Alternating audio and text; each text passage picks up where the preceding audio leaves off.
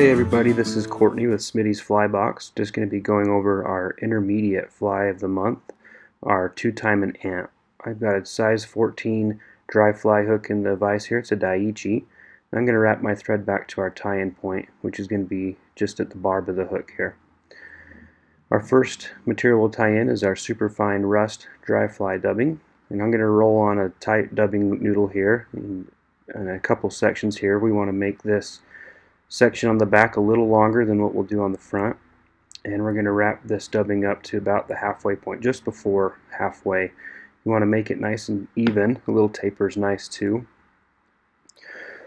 So once we get that on, we're going to go ahead and tie in our crystal flash. I do about 4 strands, and this is going to be our underwing for when we put in our deer hair here. So I'll wrap those down nice and firm there. Make sure that they're staying on top of the hook shank. We don't want them rolling around to the side. I'll trim the front ends off, and then we'll go ahead and trim the back end a little bit too here. We'll go back in and make them even with the wing when we put in our deer hair.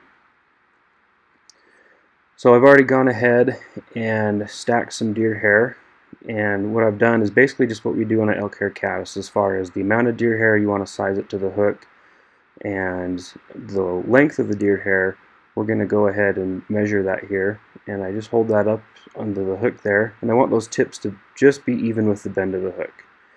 And I'm going to come in and trim this hair out. Almost I trim it straight across, and then we'll tie it down.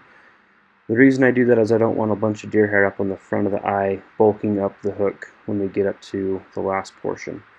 And you'll see it's just pretty similar to what we do with an elk hair caddis, except we're not making a nice pretty square head. We're going to wrap all these butts down. So once we have those butts down, now we can trim out the rest of that crystal flash to make it even with those tips of that deer hair.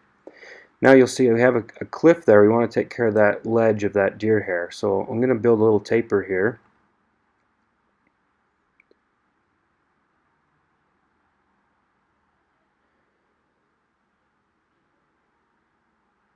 And the reason for that taper is when we tie in our hackle and our rubber legs, we don't have a ledge that we're dealing with, and that material tends to slide forward on it. So make sure you build a little taper with your thread. I've gone ahead and selected a whiting dry fly saddle hackle here, just in brown. And I'm going to tie that just right to the side of the hook shank. And then next we'll tie in our rubber legs, a set for each sides. And as far as the length of these goes, I left these a little longer.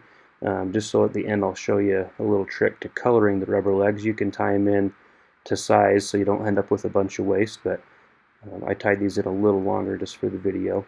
So we'll tie these first sets onto the side facing me, and then on the side facing away from us, I'm just going to go ahead and just slip this piece of rubber leg in between the thread and the hook shank.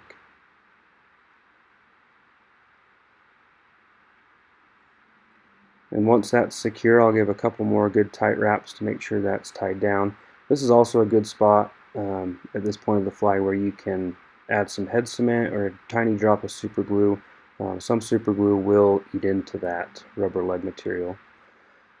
I'm going to go ahead and just do 2, maybe 3 wraps of hackle here. You don't need a lot. This is just kind of building up a little leggy piece of the fly. I want to finish with my hackle coming in front of the rubber leg. This is a little tricky here, so we're going to take our thread up and around, capturing that hackle, and I'm going to pull that far leg back just to give myself some room here to tie that down. And then once I've done that, I can trim that out, and then I'll go ahead and I'll pull those rubber legs back, and I'll wrap back into that hackle a little bit just to make sure that stem's tied down nice and tight. Okay, and at this point we're ready to go ahead and use our last piece of dubbing here, which is going to be super fine tan. And this is going to be a little smaller section, so we're going to kind of build a nice little round head, a little ball here. So make sure you roll that dubbing on nice and tight. This is where we get our Timin Ant name from. 2 tones of dubbing, 2 sections up to this fly here. So we're going to go ahead and roll that on there. You just want to make sure it's nice and even, building up just a nice little head. It should be a little bit smaller than the back half. And that's pretty much it for this fly. We're going to go ahead and whip finish.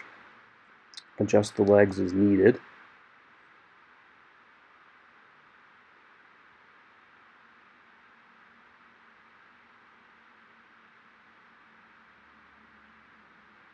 So once we're done whip finishing, you can pull those legs back if you need, but I found that if they're not too long, that shouldn't catch in there. And we'll whip finish.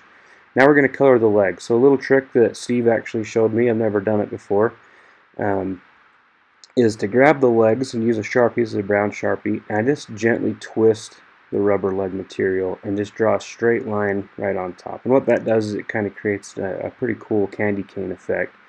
That's why I left the legs a little long in this video, just so I can grab those and twist.